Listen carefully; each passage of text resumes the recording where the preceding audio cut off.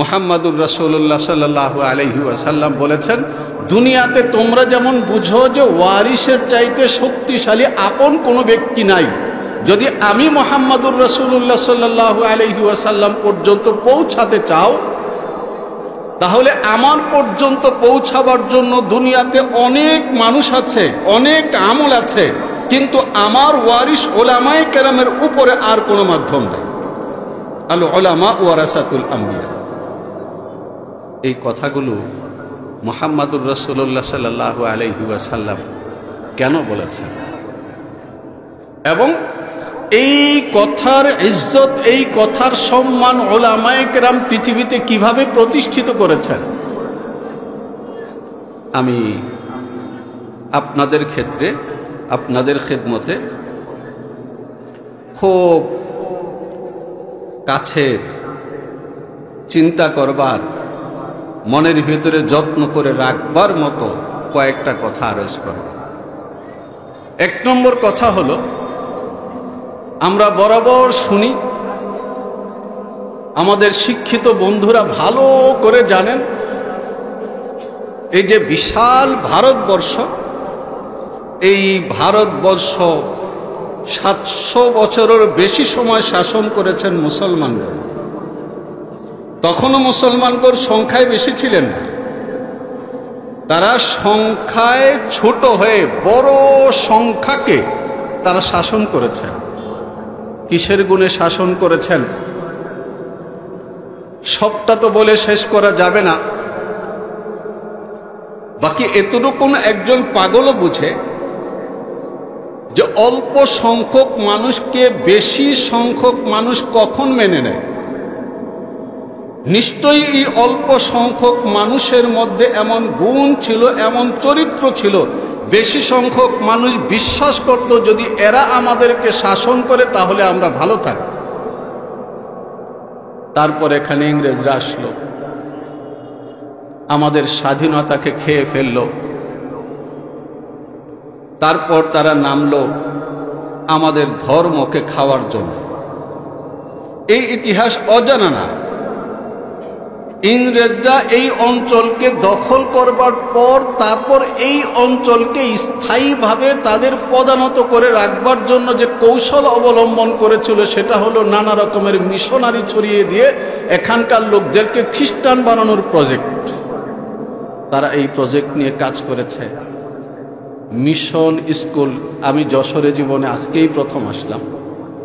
আমাদের বাংলাদেশের বিভিন্ন জায়গায় মিশন স্কুল আছে, ঢাকাতে আছে, আমার মনে হয় আপনাদের যশোরেও থাকবে। তার কারণ সাতক্ষীরা এটা খুব প্রাচীন জনপদ বাংলাদেশে, এখানেও থাকবে। এই মিশন স্কুল থেকে শুরু করে মিশনারি আত-তাবশিরিয়া তাদের যে প্রজেক্ট ছিল, সেই প্রজেক্টের ভেতরে একটা বড় প্রজেক্ট ছিল এটা, এই অঞ্চলের জনগণকে খ্রিস্টান বানানো, চাই সে হিন্দু হোক, চাই সে বৌদ্ধ হোক, চাই সে মুসলিম হোক। তারা এই প্রজেক্টকে বাস্তবায়ন করার জন্য দুটো হাতিয়ারকে ব্যবহার করেছে। একটা হলো শিক্ষা, আরেকটা হলো চিকিৎসা। এখনো করে। দীর্ঘদিন চেষ্টা করার পর তারা দেখল এই শিক্ষা এবং চিকিৎসার বড়ি খেয়ে এ পর্যন্ত বহু হিন্দু খ্রিস্টান হয়েছে, বহু বৌদ্ধ খ্রিস্টান হয়েছে, কিন্তু দুঃখের বিষয় হলো মুসলমানরা এই বড়ি খায় না। যদি খায়ও, দিনের শেষে তারা তাদের ধর্ম ছাড়ে না, ধর্ম ছাড়ে। এটা নিয়ে তাদের দিল্লিতে বৈঠক হয়েছে। বিশেষ করে এই বাংলা অঞ্চলটা ছিল খুব টার্গেটের জায়গা এবং পশ্চিমবঙ্গ ছিল তাদের দপ্তর।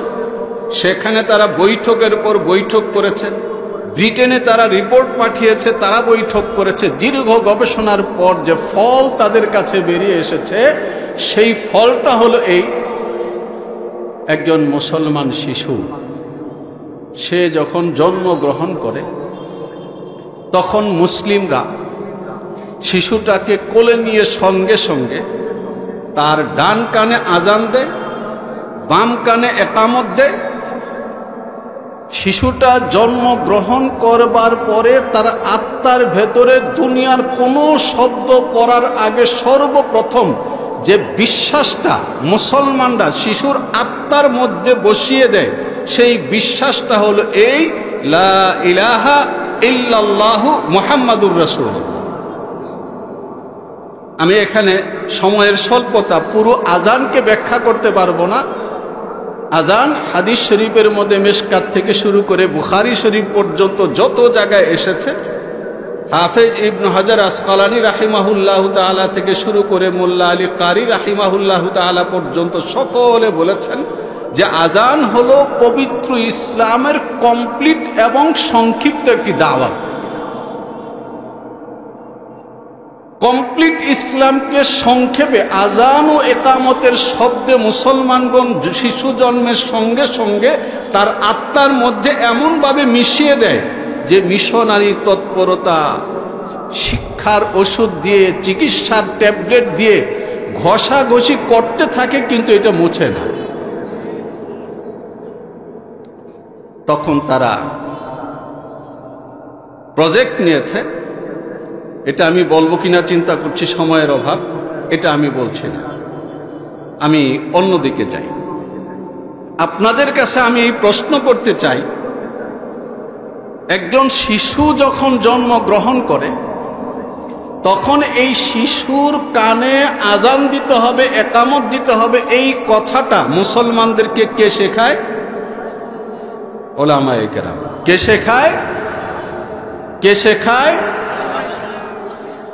এমনকি আজানের শব্দ, একামতের শব্দ উলামায়ে কেরাম ছাড়া আর কেউ শেখায়? উলামায়ে কেরাম ছাড়া আর কেউ শেখায় না। এই জন্য তারা তাদের দীর্ঘ গবেষণার পর যে জায়গাটায় আসে, সে জায়গাটা হলো এই, যদি এ দেশে উলামা থাকে তাহলে কোনোভাবেই আজান একামতকে এখান থেকে বিদায় করা যাবে না। আর যদি আজান একামতকে বিদায় না করা যায় তাহলে শিক্ষার ট্যাবলেট খাইয়ে, চিকিৎসার বড়ি খাইয়ে আমরা হাজার কৌশল অবলম্বন করতে পারবো, এমনকি তাদেরকে টাকা দিয়ে তাদেরকে ক্রস চিহ্ন পর্যন্ত শরীরের ভিতরে এঁকে দিতে পারবো। সেও মৃত্যুর সময় বলে যাবে, এ কথা ভুল, যা করেছি করেছি, আমাকে কিন্তু জানাজা দিয়ে কবর দিও। তখন তারা সিদ্ধান্ত নিল মাদ্রাসাগুলোকে বন্ধ করো। কিভাবে বন্ধ করা হবে? যে ৮০,০০০ মাদ্রাসা মসজিদ শুধু বাংলা অঞ্চলে ছিল, পশ্চিমবঙ্গ থেকে আমাদের বরিশাল পর্যন্ত ৮০,০০০ মাদ্রাসা মসজিদের কোমর ভেঙে দেওয়ার জন্যে, মেরুদণ্ড ভেঙে দেওয়ার জন্যে সমস্ত ওয়াকফ সম্পত্তি বাতিল করে দিল। কিন্তু উলামায়ে কেরাম তো হলো ওই জাতি। আমি শুধুমাত্র কিছু শিরোনাম আপনাদের সামনে উচ্চারণ করছি, চিন্তা করবার জন্যে, ভাববার জন্যে, যে ইংরেজরা যখন এই অঞ্চলে আসেনি তখন এখানকার সকল শ্রেণীর মানুষ আপন জনের মতো বসবাস করেছে, কিন্তু তারা যখন এইখানে এসেছে, হিন্দু মুসলিমের সর্বপ্রথম দ্বন্দ্ব লড়াইকে প্রাতিষ্ঠানিকতা দান করেছে এই ইংরেজরা। এখন সারা দুনিয়ার মধ্যে ঘুরে তারা মানুষকে সভ্যতা শেখায়।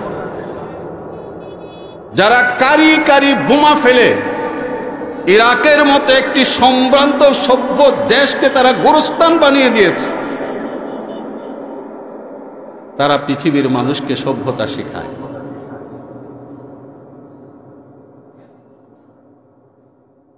কি কৌশল!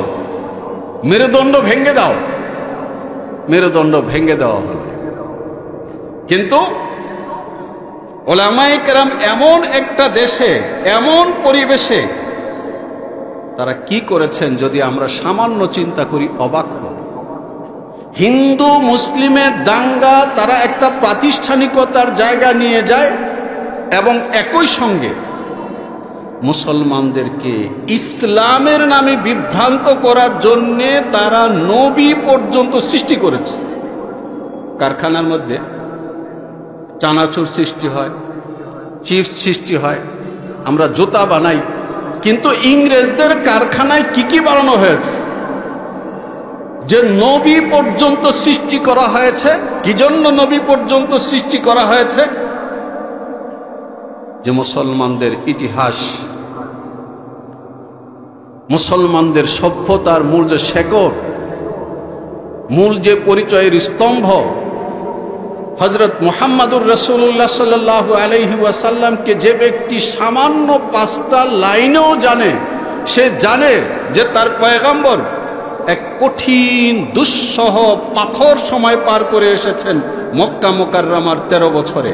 তারপর তিনি যখন মদিনা শরীফে এসেছেন, মদিনা শরীফে আসবার পরে চারদিককার শক্তি, তার শত্রুপক্ষ সংঘবদ্ধভাবে তাকে পিষে ফেলবার জন্য যখন একত্রিত হয়েছে, মুহাম্মদ সাল্লাল্লাহু আলাইহি ওয়াসাল্লাম 70 থেকে 80টা যুদ্ধ করেছেন, 27টা যুদ্ধে তিনি নেতৃত্ব দিয়েছেন। এবং তিনি এই কথা শিক্ষা দিয়েছেন যে পৃথিবীর মানুষ যুগে যুগে জীবন দিয়েছে, কিন্তু জীবনটা দিয়ে দিলে তার সোজা পরিণতি বেহেশত, এমন জীবন দেওয়ার শিক্ষা এটা পৃথিবীতে খুব কম আছে। আমরা বদর যুদ্ধের কাহিনী জানি, মুসলমানগণ শহীদ হয়েছেন, অমুসলিমরাও মৃত্যুবরণ করেছে। দেখতে একই রকম মনে হয়, তাদের লোকও মারা গেছে, আমাদের লোকও মারা গেছে। মুহাম্মদুর রাসূলুল্লাহ সাল্লাল্লাহু আলাইহি ওয়াসাল্লাম বলছেন, না, কাতলাহুম ফিন্নার ওয়া কাতলানা ফিল জান্নাহ।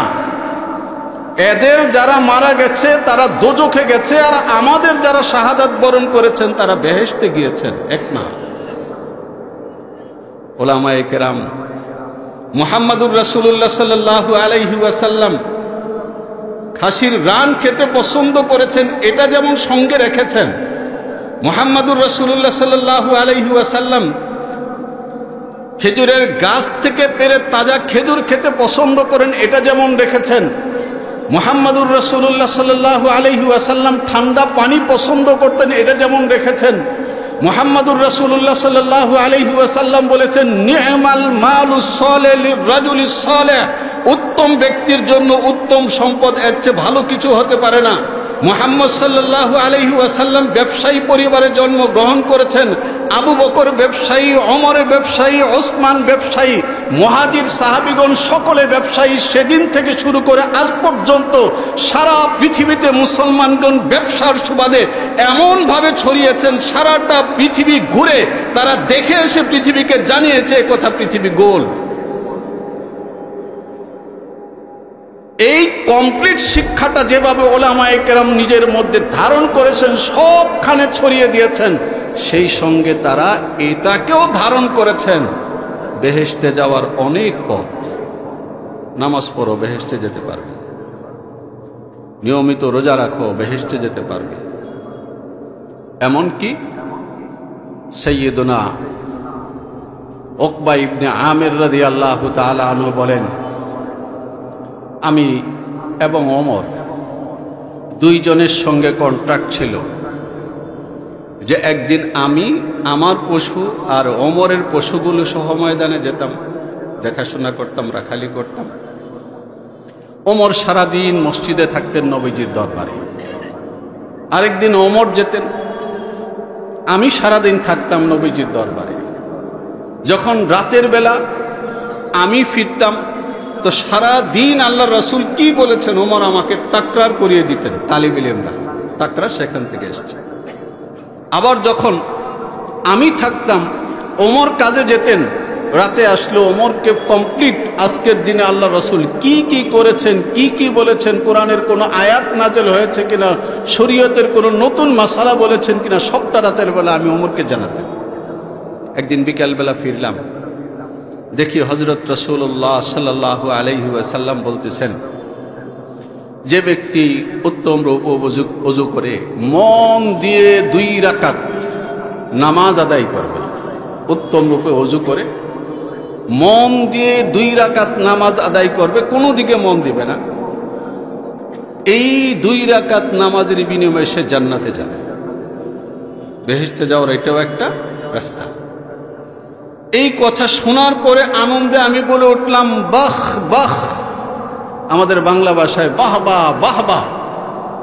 আমার সামনে যে লোকটা, ওই লোকটা আমাকে বলল, নকবা এটা শুনেই তুমি বাহবা করতেছ, তুমি আসার একটু আগে নবীজি যেটা বলেছেন সেটা যদি শুনতে। যে আমি ঘাড় লম্বা করে তাকিয়ে দেখো ওমর, জিজ্ঞেস করলাম, আবু হাফস, আমি আসার আগে আল্লাহ রসুল কি বলেছেন? এই হাদিস আবু দাউদ শরীফে আছে, তিরমিজি শরীফে আছে, বুখারী শরীফে আছে, মুসলিম শরীফে আছে, শব্দ কম বেশি আছে। যে তুমি আসার একটু আগে মুহাম্মদুর রাসূলুল্লাহ সাল্লাল্লাহু আলাইহি ওয়াসাল্লাম বলেছেন, যে ব্যক্তি ওযু কমপ্লিট করার পরে কালেমায়ে শাহাদাত পাঠ করে, আশহাদু আল্লা ইলাহা ইল্লাল্লাহ ওয়াহদাহু লা শারীকা লাহু ওয়া আশহাদু আন্না মুহাম্মাদান আবদুহু ওয়া রাসূলুহু, এটা পড়ার সঙ্গে সঙ্গে বেহেশতের ৮ দরজা তার জন্য খুলে দেওয়া হয়। এটাও বেহেশতে যাওয়ার একটা রাস্তা। এমন অনেক রাস্তা বলা আছে। মুহাম্মদ সাল্লাল্লাহু আলাইহি ওয়াসাল্লাম বলেছেন, এই সকল রাস্তার মধ্যে আরেকটা রাস্তা হলো শাহাদাত। শাহাদাত, আল্লাহর জন্য জীবন দান করা। আল্লাহর জন্য জীবন দান করা, শাহাদাত, হিসাব কিতাব ছাড়া সোজা জান্নাত। সাহাবায়ে কেরামের কাছে কেমন এটা প্রিয় ছিল। সাইয়্যিদুনা ওমর ইবনুল খাত্তাব রাদিয়াল্লাহু তাআলা আনহু প্রত্যেক নামাজের পর দোয়া করতেন, আল্লাহুম্মা রযুকনি শাহাদাতান ফি সাবিলিকা ওয়াজআল মাউতি ফি বিলাদি হাবিবিকা। হযরত আলী রাদিয়াল্লাহু তাআলা আনহু বলেন যে ওমর বাইতুল্লাহ তওয়াফ করতে করতে, কাবা শরীফ তওয়াফ করতে করতে যখন হাজরে আসওয়াদ বরাবর এসেছেন, তখন তিনি কাবার দরজা পার করতেছেন আর আওয়াজ করে করে বলতেছেন, আল্লাহুম্মা রযুকনি শাহাদাতান ফি সাবিলিক ওয়াজআল মাউতি ফি বিলাদি হাবিবিক। আল্লাহ আমাকে শাহাদাতের মৃত্যু দাও, আল্লাহ আমাকে মদিনায় মৃত্যু দাও। আমি বললাম, আমিরুল মুমিনিন, আপনি কি দোয়া করছেন? আপনি তো আমন্ত্রণ জানাচ্ছেন যেন শত্রুপক্ষ মদিনায় হামলা করে। মদিনায় হামলা করলে তখন না আপনি মদিনায় শাহাদাত বরণ করবেন। ওমর রাদিয়াল্লাহু তাআলা বলছেন, না, আমি আল্লাহর কাছে শ্রেষ্ঠ জিনিসটা চাচ্ছি, সেটা কিভাবে হবে সেটা আল্লাহ জানেন। ওমর রাদিয়াল্লাহু তাআলা আনহুর দোয়া কবুল হয়েছে। তিনি মদিনায় শাহাদাত বরণ করেছেন এবং মদিনায় কোনো হামলা হয়নি। আমাদেরকে শেখানো হয়েছে এবং সকলে এই শিক্ষাকে পালন করি। যখন আমরা নামাজ পড়ি, নামাজের প্রত্যেক রাকাতের মধ্যে আমরা সূরাতুল ফাতিহা পড়ি এবং সেখানে খুব বিনয়ের সঙ্গে আল্লাহ জাল্লা জালালুহুর কাছে মুনাজাত করি, ইহদিনাস সিরাতাল মুস্তাকিম সিরাতাল্লাযীনা আনআমতা আলাইহিম। আল্লাহ, তুমি যাদের প্রতি অনুগ্রহ বর্ষণ করেছ তাদের পথে আমাকে চালিত করো। তারা কারা? উলাইকাল্লাযীনা আনআমাল্লাহু আলাইহিম মিনান নাবিয়্যিনা ওয়াস সিদ্দীকিনা ওয়াস শুহাদাই ওয়াস সালিহিন ওয়া হাসুনা উলাইকা রাফীকা। তারা কারা? নবী, সিদ্দিক, শুহাদা, সালিহিন। নামাজের মধ্যে আমরা সকলে আল্লাহর কাছে এই মুনাজাত করি, আল্লাহ নবীর তরিকায়, সিদ্দিকের তরিকায়, শহীদের তরিকায় এবং নেক লোকদের তরিকায়, তাদের পথে আমাকে চালিত করো। উলামায়ে কেরাম নিজেদেরকে যেমন এই চিন্তার উপর প্রতিষ্ঠিত রেখেছেন, যেখানেই তারা দেখেছেন কোন শত্রু আমাদের বুক থেকে ঈমান ছিনিয়ে নিতে চায়, সেখানে তারা সঙ্গে সঙ্গে আওয়াজ তুলেছেন। ১৫০০ বছরের ইতিহাসে কখনো এমন সময় পাওয়া যায় না যখন উলামায়ে কেরামের সামনে আল্লাহ তাআলার দ্বীনের উপর হামলা হয়েছে, মুসলমানদেরকে ঈমান থেকে বঞ্চিত করার চেষ্টা করা হয়েছে, আর উলামায়ে কেরাম চুপ থেকেছেন। ইংরেজরা দেখলো যে এদেশের মুসলমানদেরকে নিয়ে আমরা বিপদে আসি, এরা মৌলবীদের কথা শুনে, এবং এত ভয়ঙ্কর ব্যাপার, এত ভাবে বুঝানো হয়েছে যে এই মৌলবী সাহেবরা কিছু বুঝে টুঝে না। এত ভাবে বুঝানো হয়েছে যে এই দুনিয়ার মধ্যে এদের কোনো মান ইজ্জত নাই। এত ভাবে বুঝানো হয়েছে যে এই মৌলভী সাহেবদের পথে যদি তোমরা চলো তাহলে দুনিয়াতে তোমাদের কোনো উন্নতি হবে না, কিন্তু কপালে হাত, কোনো কাজ হয় না। আমি একটা বইয়ের রেফারেন্স দিয়ে থাকি, এই কারণে এই বইয়ের রেফারেন্স দিই যে অনেক বই আমাদের পড়া থাকলেও বাজারে প্রিন্ট থাকে না, এখন এটা আছে। পশ্চিমবঙ্গের মিলন দত্তের বই এখন বাংলাদেশে পাওয়া যায়। ভদ্রলোক লিখেছেন পশ্চিমবঙ্গের মুসলমানেরা কেমন আছেন। পশ্চিমবঙ্গের মুসলমানেরা কেমন আছেন এটা মিলন দত্ত বাবুর জানার দরকার কি? এটা মিলন দত্ত বাবুর গবেষণা করার দরকার কি? কি বলেন? প্রশ্ন ওঠে না? সময় নাই, প্রশ্নের ভেতরে যাচ্ছি না, সোজা তথ্যে যাচ্ছি। ভদ্রলোক লিখেছেন যে একটা কথা খুব বড় করে প্রচার করা হয় যে মুসলমানদের সংখ্যা হিন্দুদের চাইতে খুব বাড়ছে, কথাটা আংশিক সত্য বলে বলছেন মুসলমান দুই প্রকার পশ্চিমবঙ্গে। এক প্রকারের মুসলমান যারা স্ট্যান্ডার্ড এলিট শিক্ষিত, এরা সুখী জীবন বুঝে, শান্তির জীবন বুঝে, এই জন্য এরা ধর্ম টর্ম মানে না, এটাও এর টার্গেট না। এই জন্য এরা একজন বা দুইজনের বেশি বাচ্চা নেয় না। আর এই পশ্চিমবঙ্গের মধ্যে এখনো কিছু মুসলমান এমন রয়ে গেছে যারা এখনো পর্যন্ত মোল্লা মৌলবীদের কথা মানে। এই মোল্লা মৌলবীদের কথা যারা মানে তারা দুইজন না, তারা অনেকগুলো বাচ্চা নেয়, তারা অনেকগুলো বাচ্চা নেয়। আপনারা বলেন, যদি মুসলমানদের সংখ্যা বাড়ে তাহলে এটা মুসলমানদের অসুবিধা না অমুসলমানদের অসুবিধা?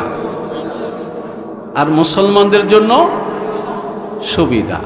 মুহাম্মদুর রাসূলুল্লাহ সাল্লাল্লাহু আলাইহি ওয়াসাল্লাম 10 লাখ মুসলমান রেখে গেছেন এবং 10 লক্ষ বর্গ মাইলের রাজত্ব রেখে গেছেন। আর সেই জায়গায় তার উম্মত এখন প্রায় 200 কোটি। 10 লাখ বেশি না 200 কোটি বেশি? আপনাদের সাতক্ষীরাতে ওইটা, আমাদের ঢাকাতে এমনিই বলে। আমি আপনাদের কাছে যারা আলেম না, আলেমের ভাই, আলেমের বন্ধু, আলেমকে পছন্দ করেন, আলেমের পেছনে নামাজ পড়েন, তাদের কাছে এই প্রশ্ন করতে চাই, মানুষকে মুসলমান আমাদের সারেরাই তো বানান সব সময়, তাই না? হ্যাঁ, মুসলমানকে অমুসলমানকে কারা মুসলমান বানায় সেটা তো আমি শুরুতে বললাম। এমনকি মুসলমানকে, নামের মুসলমানকে কাজের মুসলমান বানানো, নামে মাত্র মুসলমানকে বিশ্বাসে মুসলমান বানানো কে বানায়? ওলামায়ে কেরাম। কে বানায়? ওলামায়ে কেরাম। এই ওলামায়ে কেরামের নিয়মিত দিন চর্চা, দিনের সঙ্গে লেগে থাকা, মানুষকে টেনে এনে দিনের সঙ্গে যুক্ত করে দেওয়ার যে সাধনা, ১৫০০ বছরের সাধনার ফসল হলো 10 লাখ থেকে আজকে মুসলমানের সংখ্যা 200 কোটি। পিউ রিসার্চ সেন্টার অমুসলিমদের একটা এনজিও, তারা খুব দুঃখের সঙ্গে এই রিপোর্ট করতে বাধ্য হয়েছে যে মুসলমানদের খেলাফত ব্যবস্থা ভেঙে দিয়ে গণতান্ত্রিক এমন এক সিস্টেম আমরা চালু করেছি যেখানে একজন মূর্খ, বোকা, এমনকি আধা পাগল আর একজন অধ্যাপকের মধ্যে কোনো পার্থক্য নাই। দুইজনের ভোট কি সমান না? দুইজনের ভোট সমান, সমস্ত মানুষ সমান। কাজেই এখানে দেখা হবে শুধুমাত্র মাথা গণার, কয়টা মাথা আসলো। এখানে শিক্ষা, যোগ্যতা, মেধা কোনো কিছু বিচার করা হবে না। এক আজব রকমের পাগলা এবং আউলা দর্শন দিয়ে পুরো পৃথিবীটাকে একটা পাগলের রাজ্য পরিণত করার তারা প্রজেক্ট করেছে। মুহাম্মদুর রাসূলুল্লাহ সাল্লাল্লাহু আলাইহি ওয়াসাল্লামকে আমরা বুঝবার চেষ্টা করি।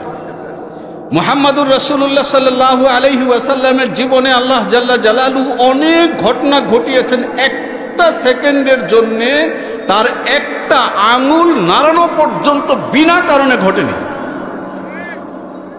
মুহাম্মদ সাল্লাল্লাহু আলাইহি ওয়াসাল্লামকে আল্লাহ তাআলা মেরাজে নিয়ে গেছেন। কেন? অনেক কারণের মধ্যে বড় কারণ হলো এটা যে মুহাম্মদ সাল্লাল্লাহু আলাইহি ওয়াসাল্লামের উম্মতের আগে যে উম্মতটা মাত্র গিয়েছে, কারা? খ্রিস্টান। এরা হলো বনু ইসহাকের সর্বশেষ যে প্রজন্ম, হযরত ঈসা আলাইহিস সালাতু ওয়াস সালামের উম্মত। এটা হলো লাস্ট। এদের একটা বৈশিষ্ট্য আমি আপনাদেরকে আশ্বস্ত করে নিচ্ছি, আমাকে আলোচনার জন্য যে সময় দেওয়া হয়েছে আমি সেখানেই শেষ করব, একটা বিষয় ধরে আমি কমপ্লিট করব না আলোচনা। এই যে খ্রিস্টান জাতি, এই খ্রিস্টান জাতির একটা ভয়ঙ্কর রকমের সমস্যা ছিল এই যে তাদের যে পয়গাম্বর হযরত ঈসা, তিনি পিতা ছাড়া জন্ম লাভ করেছেন, একটা অলৌকিক ব্যাপার।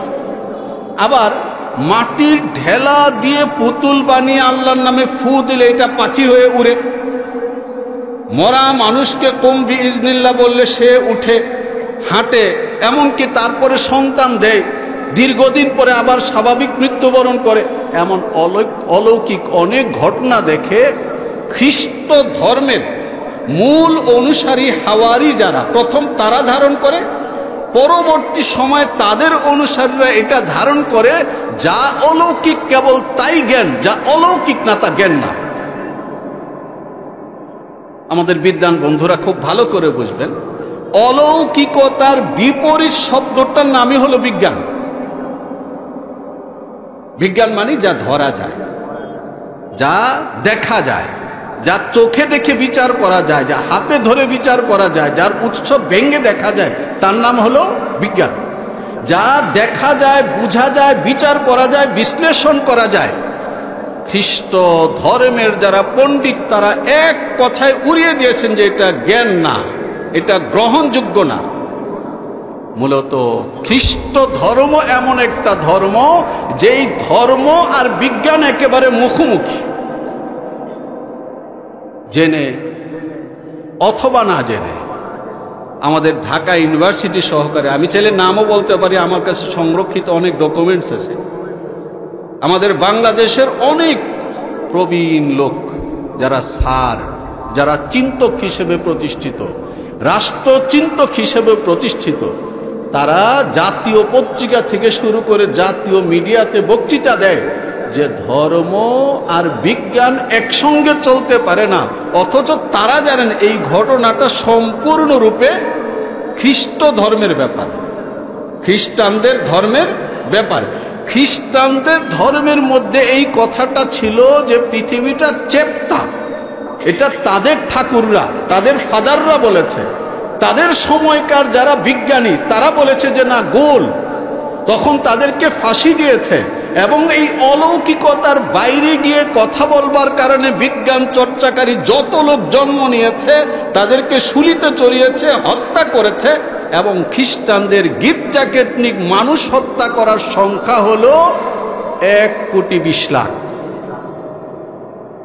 1,20,00,000 মানুষ তারা হত্যা করেছে। পরে খ্রিস্টানরা একেবারে তাদের পিঠ দেয়ালে ঠেকে গেছে, তারা জীবন রক্ষা করার জন্য সংগ্রাম করেছে যে গির্জা থেকে আমাদেরকে বাঁচাও।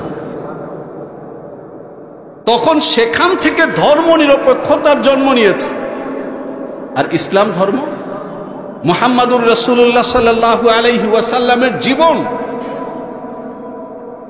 হযরত ঈসা আলাইহিস সালাতু ওয়াস সালামের হিস্ট্রি যদি কেউ আধা ঘন্টা বলতে পারে এমন প্রমাণ দিয়ে, যা যে কোনো ব্যক্তি মেনে নিতে বাধ্য, পৃথিবীতে কোনো মুসলমান স্কলার তার চ্যালেঞ্জ করতে পারবে যে হাতে চুরি করবে, পারবে না সেটা। আর মুহাম্মাদুর রাসূলুল্লাহ সাল্লাল্লাহু আলাইহি ওয়াসাল্লামের মাথা থেকে দাড়ি পর্যন্ত কয়টা চুল সাদা হয়েছিল, মুসলমানরা তাদের হাদিসের কিতাবের মধ্যে সনদ সহকারে সেটা লিখে রেখেছে। মুহাম্মাদুর রাসূলুল্লাহ সাল্লাল্লাহু আলাইহি ওয়াসাল্লামের কমপ্লিট লাইফ শুধু মুসলমানরা তাদের ধর্ম গ্রন্থ, তাদের ধর্ম বিশ্বাস, তাদের নবীর ইতিহাসকে তাদের মাদ্রাসা, তাদের মসজিদ, তাদের লাইব্রেরির মধ্যে তারা বন্দী করে রাখেনি। পৃথিবীর সভ্য সম্ভ্রান্ত সব ভাষায় লেখে পুরো পৃথিবীতে ছড়িয়ে দিয়েছে। যে চাও, যেখান থেকে চাও, যে কোনো মাধ্যমে চাও, পড়ো, দেখো, প্রশ্ন থাকলে প্রশ্ন করো, বিচার করো, তুলনা করো, তারপর দেখো এই পৃথিবীতে মুহাম্মদ সাল্লাল্লাহু আলাইহি ওয়াসাল্লামের উপর আর কেউ আগমন করেছিল কিনা। মুহাম্মদ সাল্লাল্লাহু আলাইহি ওয়াসাল্লামকে আল্লাহ তাআলা পুরো পৃথিবীর উপরে তুলে নিয়ে আসমান, সেখান থেকে দুনিয়াটাকে দেখিয়েছেন।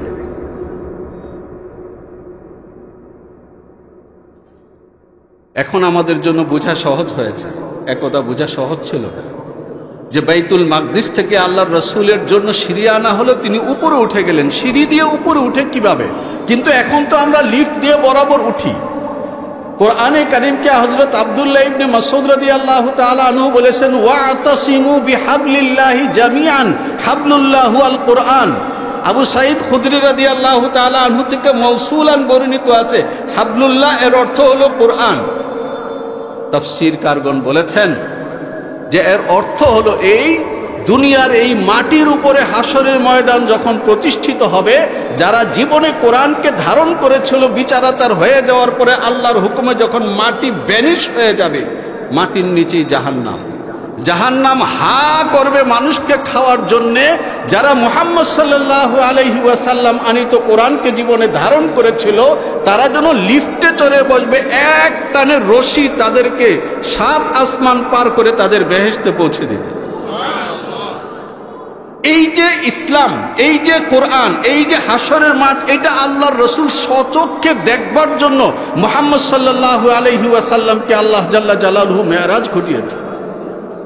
মুহাম্মদ সাল্লাল্লাহু আলাইহি ওয়াসাল্লাম পুরোটা পৃথিবীকে এমন ভাবে দেখেছেন, আমাদের বিজ্ঞানের ছাত্ররা, আমাদের ইতিহাসের ছাত্ররা ভূগোল বুঝবার জন্য যেভাবে তার টেবিলের মধ্যে একটা গ্লোব রেখে ঘুরিয়ে ফিরিয়ে দুনিয়াকে দেখে, মুহাম্মদ সাল্লাল্লাহু আলাইহি ওয়াসাল্লাম পুরোটা পৃথিবীকে এক নজরে এইভাবে দেখে গেছেন। মুহাম্মদ সাল্লাল্লাহু আলাইহি ওয়াসাল্লামের লাইফ যেমন বিজ্ঞানের আগে সমানভাবে সকলের জন্য বোধগম্য, অনুরূপভাবে উত্তর বিজ্ঞান কাল বলতে যদি কোনো কিছু হয় যে বিজ্ঞানের আবিষ্কার করতে করতে শেষ, সেই জায়গাটায় আসবার পরে যদি কোনো ব্যক্তি কোরআনের মুখোমুখি হয়, যদি কোনো ব্যক্তি হাদিসের কিতাব খুলে বসে, তাহলে সে ব্যক্তি পাবে যে ওই কালেও মুহাম্মদ সাল্লাল্লাহু আলাইহি ওয়াসাল্লাম এবং তার শিক্ষা, তার জীবন দর্শন ব্যাখ্যা করা দেখা যাবে, সেই কালের সঙ্গে মিলে যাবে। আমার বলবার কথা হলো এই, মানুষের জন্য কোরআনকে, হাদিসকে এইভাবে সংরক্ষণ করে রাখছে কারা? এই উলামায়ে কেরাম। মানুষের ঘরে ঘরে এই কোরআনকে পৌঁছে দিচ্ছে কারা?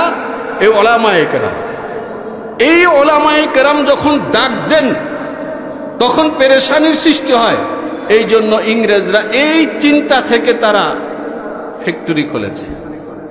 সেই ফ্যাক্টরির মধ্যে নবী পর্যন্ত তৈরি করেছে, যে আমরা বললে তো শুনবে না, আপনাকে আমরা নবী বানাইতেছি, আপনি একটু বলে দেন যে আমি নবী, এবং আমি বলতেছি জিহাদ টিহাদ বলতে কোনো কিছু নেই, শান্তির বাণী। আমরা বলি যে মুসলমানদের চাইতে বড় শান্তির জায়গা তুমি আর কি চাও? এক বাইতুল মাকদিসকে, বাইতুল মুকাদ্দাসকে মুসলমানদের হাত থেকে নেওয়ার সময় সেখানে 70,000 মুসলমানকে খুন করা, খ্রিস্টানকে খুন করা হয়েছিল। সালাউদ্দিন আইয়ুবী যখন পুনর্দখল করতে গেছেন, তখন সেখানে সাধারণ ক্ষমা ঘোষণা করেছেন। মুহাম্মাদুর রাসূলুল্লাহ সাল্লাল্লাহু আলাইহি ওয়াসাল্লামের এই সামগ্রিক জীবনে 27টা যুদ্ধে তিনি নেতৃত্ব দিয়েছেন, আর 70 থেকে 81টা পর্যন্ত বলা হয় যুদ্ধ। এই সব কিছু মিলে 1018 জন উভয় পক্ষের নিহত হয়েছেন, আর তার বিনিময়ে তিনি 10 লক্ষ বর্গ মাইল ব্যাপী ক্ষুধাহীন এমন এক নিরাপদ পৃথিবী নির্মাণ করেছিলেন, যে আজকের পৃথিবী বিশ্লেষণ করে পৃথিবীর কোনো একটা দেশ তো দূরের কথা, কোনো একটা রাজ্য এমন দেখাতে পারবে না মুহাম্মদ সাল্লাল্লাহু আলাইহি ওয়াসাল্লামের কমপ্লিট রাষ্ট্র যতটা নিরাপদ ছিল। শুধুমাত্র তারা নবী জন্ম দিয়া শেষ করে নাই, অনেক কিছু জন্ম দিয়েছে, অনেক কিছু জন্ম দিয়েছে। বলবো কিনা সময় নাই, তাই বলতেছি না, কথা শেষ করি। উলামায়ে কেরাম সমাজের মধ্যে আমাদেরকে কি দেন? আমি একটা পয়েন্ট বলেছি, সে একটা পয়েন্ট একটু ছড়িয়ে গেল। সে পয়েন্টটা হলো এই যে ওলামায়ে কেরাম আমাদেরকে শিখিয়েছেন, মুখস্থ করিয়েছেন আজান, মুখস্থ করিয়েছেন একামত। এই আজান ও একামত কি এটা আমরা বুঝি নাই, কিন্তু আমাদের বন্ধু ইংরেজরা বুঝেছে।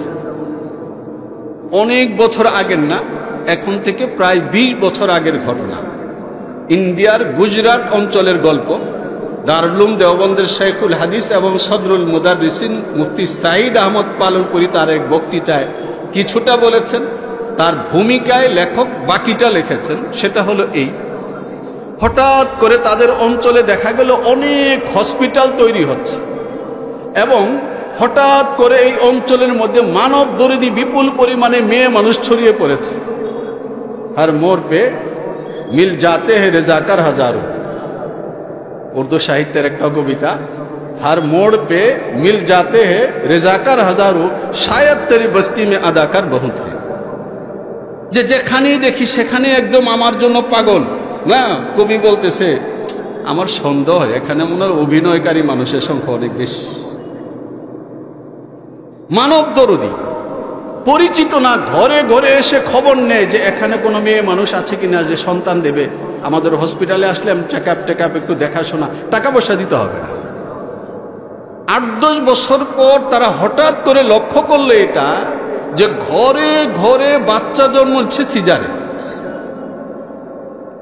তখন তারা বিষয়টাকে বুঝবার জন্য কমিটি গঠন করল। পরে তাদের সামনে এটা আসলো, লক্ষ্য করুন আমাদের দেশেও যে নাই তেমন না, এটা আসলো যে যখন কোনো হসপিটালে, এনজিও হসপিটালে শিশু জন্ম নেয়, তো সেখানে যদি বাবা যান, দাদা যান, নানা কেউ যদি সেখানে পৌঁছে যান এবং বলেন যে আমাদের শিশু কোলে দাও, আমরা আজান একামত দিব, একটু 2-3 ঘন্টা 4 ঘন্টা ওয়েট করে তারপর দেয়। তারপর এটা জানা গেল যে এই 3-4 ঘন্টা এই বাচ্চাটাকে হালকা কোমল মিউজিকের মধ্যে এমন ভাবে রাখে যে তার আত্মার মধ্যে আজান একামত পড়ার আগে তারা 2 ঘন্টা মিউজিক রেকর্ড করে দেয়।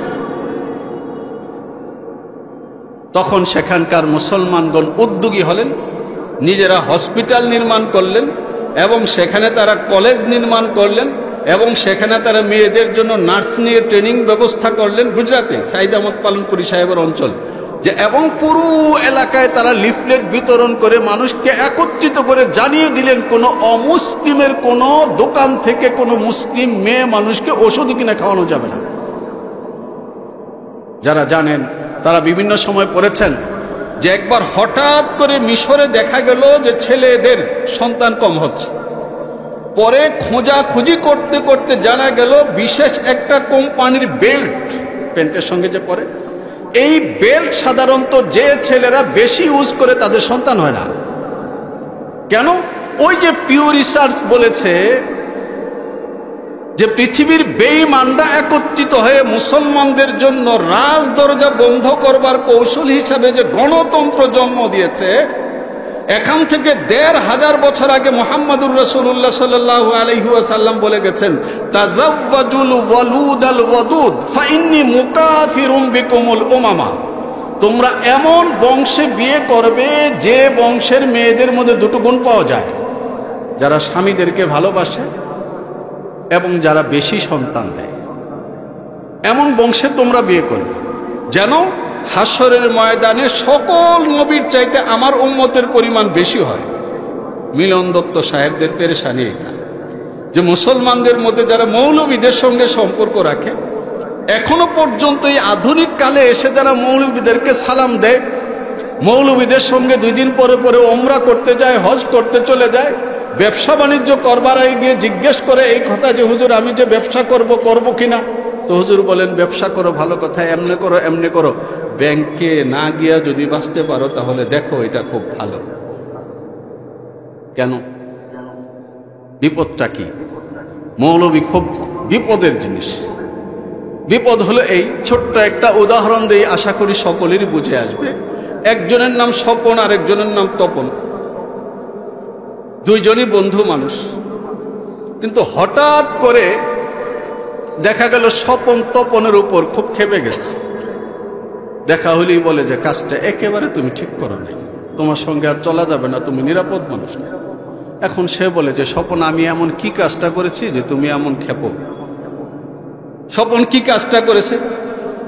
স্বপন কাজটা করেছে হলো এই, ধরেন ওই এলাকার মধ্যে আরেক ব্যক্তি আছে, তার নাম মানিক রতন। না, মানিক রতন একসাথে আবার হয় না, মানিকও হয় রতন হয়, এই জন্য আমি মিলায় মানিক রতন বললাম। সেই মানিক রতন ঠিক করেছে এটা যে তপনের 2 ভাই আর 1 বোনকে হত্যা করবে। এই হত্যা করার জন্য সে একটা বড় ছুরিও কিনছে, কিন্তু এটা ভোতা। আপনাদের সাতক্ষীরাতে ভোতা বলে, ধার কম। তো এটা ধার দেওয়ার জন্য তার বালু দরকার, আর বালু আসে হলো তপনের কাছে। আবার তপন এটাও জানে যে এই মানিক রতন একটা বড় ছুরি কিনেছে আমার 2 ভাই 1 বোনকে হত্যা করার জন্য, আর এটা ধার করার জন্য তার বালু দরকার। তখন বলছে যে আমার কাছে একটু বালু বিক্রি করো, করতে পারি, 1000 টাকা লাগবে 1 মুঠ বালু। আচ্ছা দাও, দিছে। সেই বালু দিয়া ছুরিটাকে ধারাইছে, ধারায়া তারপরে তার 2 ভাই 1 বোনকে হত্যা করেছে। এখন তাকে বললে সে বলে এই কথা, আমি বালু বিক্রি করছি, আর তো কিছু করিনি, আমি অন্যায়ের মধ্যে শুধু এটা করছি, কি করেছি, একটু বালু বিক্রি করেছি, আর তো কোনো কিছু করিনি, এটা এমন কি অপরাধ? কিন্তু পুরা ঘটনা তার যার জানা আছে, সে কি বলবে যে তুমি শুধু বালু বিক্রি করেছো? বলবে এই কথা, তুমি শুধু বালু বিক্রি করেছো, এটা বলবে না? বলবে যে ছুরি ধারাইয়া তোমার ভাইকে তোমার বোনকে হত্যা করার যে কাজটা, এই কাজটা তুমি করে দিয়েছো, বলবে না? আপনারা জানেন, আমার চেয়ে বেশি ভালো জানেন এইসব বিষয়। বর্তমান পৃথিবীতে মানুষের সংখ্যা বলা হয় কত কোটি? 800 কোটি। সেই 800 কোটির মধ্যে ইহুদির সংখ্যা কত? অনুমান হলো 1.5 কোটি। যারা জরিপ করেন তারা আর একটু কম মানেন, বেশি ছড়ায় টড়ায় দিলে তাদের সংখ্যা হলো 1.5 কোটি। এই 1.5 কোটি ইহুদি পুরা পৃথিবীর সমুদয় সম্পদের 80 ভাগের মালিক। কত ভাগ? 80 ভাগ। আর বাকি 20 ভাগ সম্পদ হলো পৃথিবীর সমস্ত মানুষের। তার কারণ 800 কোটির বিপরীতে 1.5 কোটি কোনো সংখ্যা? জাকাত না। তো এই 1.5 কোটির হাতে যে 80% সম্পদ, এটা যাওয়ার রাস্তাটা কি একেবারে জানেন না এমন না। আমাদের ভাই বেরাদাররা জানেন যে এক একটা ব্যাংক হলো ইহুদিদের বাড়িতে টাকা পৌঁছানোর জন্য, কোনোটা খাল, কোনোটা নদী, কোনোটা সমুদ্র।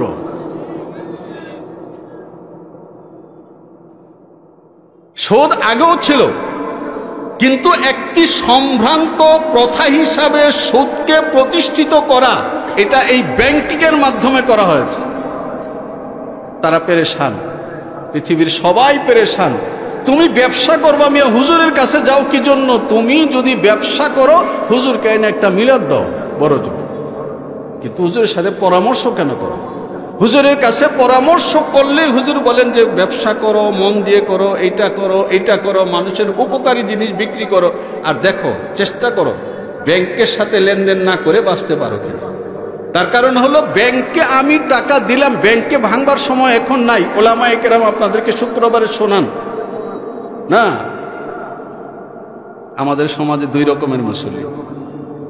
বোকা মুসল্লি মসজিদে আগে ভাগে শুক্রবারে যায়, আর যারা বুদ্ধিমান মুসল্লি যদি বাসা থেকে জায়নামাজ ধরিয়ে পাঠায়ও দেয় যে তাড়াতাড়ি মসজিদে যাও, তো আইসা দেখে যে এখনো পর্যন্ত খুতবা শুরু হয় নাই না। তো দোকানদারের কয় আরেকটা বিড়ি দে। ঢাকায় বিড়ি খায়, আপনাদের ইয়েতে সাতক্ষীরায় তো আর বিড়ি খায় না, বিড়ি খায়। বিড়ি খায়া দোকানের সামনে সময় কাটায়, নামাজ শুরু হয়ে গেলে পিছনে গিয়া দাঁড়াবে, আর ইমাম সাহেব একদিকে সালাম ফিরাইলে আরেক দিক দিয়ে দৌড় দেয়। এত ব্যাকল না যে মসজিদে বসে থাকবে না। তো যারা বোকা মুসল্লি আসে, আগে ভাগে যায়, তারা এই সমস্ত ইতিহাস জানে যে এই ব্যাংকিং এটা একটা নেট। এই নেটের মাধ্যমে, এই জালের মাধ্যমে কারা শিকার করে, গোড়াতে কারা বসা আছে। সুতরাং এটা শুধুমাত্র বালু দিচ্ছি এমন না, বরং এটা এমন একটা প্রজেক্ট, এখান থেকে যে টাকাগুলো আসে সেই টাকাগুলোই ফিরিয়ে আবার আমাদেরকে শিক্ষার খাতে দেওয়া হয়, চিকিৎসার খাতে দেওয়া হয়, এবং এক দলকে দেয় মানুষ মার, আরেক দলকে দেয় উপর থেকে তোরা পানি পাঠা, তাই না? একদিক থেকে বোমা পাঠায়, আবার কি আরেক দিক থেকে পানি, খাবারের স্যালাইন, ট্যাবলেট, এই সব আমাদের টাকা দিয়ে এই তামাশা করা হয়। ওলামায়ে কেরাম বরাবরই এই ঝামেলার জিনিস। সারাটা বাংলাদেশ যদি মসজিদ হয়ে যায়, জাতিসংঘের মাথা ব্যথা হয় না। প্রয়োজনে জাতিসংঘ সেখান থেকে বাছাই করা টাইলস পাঠিয়ে দেবে, কিন্তু পৃথিবীর মাটির নিচেও যদি কোনো জায়গায় একটা মাদ্রাসা তৈরি হয়, জাতিসংঘের মাথা চক্কর দেয়। তার কারণ এখান থেকে এমন জিনিস পয়দা হবে, যে জিনিস আমাদেরকে আমাদের প্রজেক্টের সামনে বুক টান করে দাঁড়াতে শেখায়, আমার কন্যাকে আমি বেপরদায় ঘর থেকে বের হতে দেব না। এটা ওলামায়ে কেরাম শেখায়। আমি কথা এখানে শেষ করছি। মুহাম্মাদুর রাসূলুল্লাহ সাল্লাল্লাহু আলাইহি ওয়াসাল্লাম নামাজ, রোজা, হজ, যাকাত থেকে শুরু করে দৈনন্দিন জীবন হয়ে আন্তর্জাতিক পৃথিবী পর্যন্ত একজন মানুষের লাইফস্টাইল কেমন হবে, চিন্তা চেতনা কেমন হবে, শিক্ষা কেমন হবে, মুহাম্মাদুর রাসূলুল্লাহ সাল্লাল্লাহু আলাইহি ওয়াসাল্লাম ওই জমানায় হযরত যায়েদ ইবনে সাবিতকে বলেছেন, ইহুদিদের ভাষা শেখো। কেন? মান তাআল্লামা লুগাতা কওমিন আমিনা শাররাহুম, যে ব্যক্তি শত্রুর ভাষাটাকে জানে, সে ওই শত্রুর সমস্ত চক্রান্তটাকে গোড়ায় গিয়ে ধরতে পারে। একটা সময় ছিল যখন এই বিশাল অঞ্চলকে শাসন করেছে আমাদের মোগলরা, তাদের মোগলাই ভাষা ছিল ফার্সি, আমাদের মাদ্রাসাগুলো ফার্সি ভাষা পড়িয়েছে। আর আজকে সারা পৃথিবীর বাজারের ভাষা, বিজনেসের ভাষা যখন ইংরেজি হয়েছে, তখন এই ওলামায়ে কেরাম কিন্ডারগার্টেন খুলছেন, তাদের মাদ্রাসার মধ্যে বাধ্যতামূলক সিলেবাস চেঞ্জ করছেন, ইংরেজি ভাষা নিয়ে এসেছেন। এমনকি যে বাংলা ভাষাকে এই অঞ্চলে হিন্দুরা লালন পালন করে প্রত্যেকটা শব্দের ভেতরে এই পরিমাণে ভগবানের নাপাক ঢুকিয়েছিল যে বাংলা ভাষার একটা বই কোনো ভদ্রলোক কিনে নিয়ে তার কন্যাকে দিতে পারত না। এখন পর্যন্ত আপনি বাংলা একাডেমিতে যান, একজন পিতা হিসাবে আপনার কন্যার জন্য কোনো একজন অধ্যাপকের একটা গল্পের বই, কবিতার বই আপনি কিনে আনতে পারবেন না। আপনার আত্মমর্যাদা বোধে আঘাত করবে। আর সেই জায়গায় এখন ওলামায়ে কেরাম বাংলা ভাষায় এই পরিমাণে বই লিখেছেন যে আমাদের বাংলা একাডেমি ভয় পায়। ওলামায়ে কেরামের স্টলকে তারা অনুমোদন দেয় না। তার কারণ ওলামায়ে কেরামের স্টলকে যদি অনুমোদন দেওয়া হয়, তাহলে যে কোনো পাবলিকেশনসের তুলনায় ইসলামী বইপত্রের বিক্রি বেশি হয়। আমি পশ্চিমবঙ্গে গিয়ে দেখে এসেছি, সেখানে মুসলিমদের স্টলের মধ্যে হিন্দুরা যে পরিমাণে ভিড় করে, হিন্দুদের বই কেনার জন্য হিন্দু মেয়েরা ওই পরিমাণে ভিড় করে না। কেন? মুসলমানদের লাইফস্টাইল, সকালবেলা ঘুম থেকে উঠে দাঁত মাজে পরিষ্কার করে যে সূচনা, আবার একেবারে ঘুমানোর আগে পরিচ্ছন্ন হয়ে ঘুমানো, এই যে লাইফস্টাইল, তার চিন্তা চেতনা, তার মানবিকতা এবং তার লেনদেনের পরিচ্ছন্নতা, তাদের লেখালেখি, বইপত্র, আলোচনার মধ্যে এমনভাবে উঠে এসেছে যে পৃথিবীর মুসলিম তো মুসলিম, অমুসলিম শিক্ষিত তরুণ তরুণীরা পর্যন্ত ইসলামকে জানবার জন্য মুখিয়ে আছে। আমি এই কথা বলে আপনাদের কাছ থেকে বিদায় নিচ্ছি। পবিত্র ইসলামকে মুহাম্মাদুর রাসূলুল্লাহ সাল্লাল্লাহু আলাইহি ওয়াসাল্লাম ১৫০০ বছর আগে ঠিক যেই জায়গায়, যে চরিত্রে, যে অলংকার রেখে গেছেন, দীঘল ১৫০০ বছর ইতিহাসে উলামায়ে কেরাম খেয়ে না খেয়ে পবিত্র ইসলামকে ঠিক ওইভাবেই ধরে রেখেছেন। ইসলামের একটা জের জবর পরিবর্তন হয় নাই। আমাদের বাংলাদেশের এক উজ্জ্বলতম ইতিহাস হলো এটা, যে এখানকার মুসলমানগণ ভালোবাসা দিয়ে ওলামায়ে কেরামের সঙ্গে থেকেছেন, তাই পৃথিবীর সামনে মুসলমানদের এই দেশ একটা উজ্জ্বল দেশ। আগামী দিনে আমাদের এই বাংলাদেশ আরো উজ্জ্বল থাকবে, এই প্রত্যাশা করছি। আমিন। ওয়া আখির দাওয়ানা আনিল হামদুলিল্লাহি রাব্বিল আলামিন।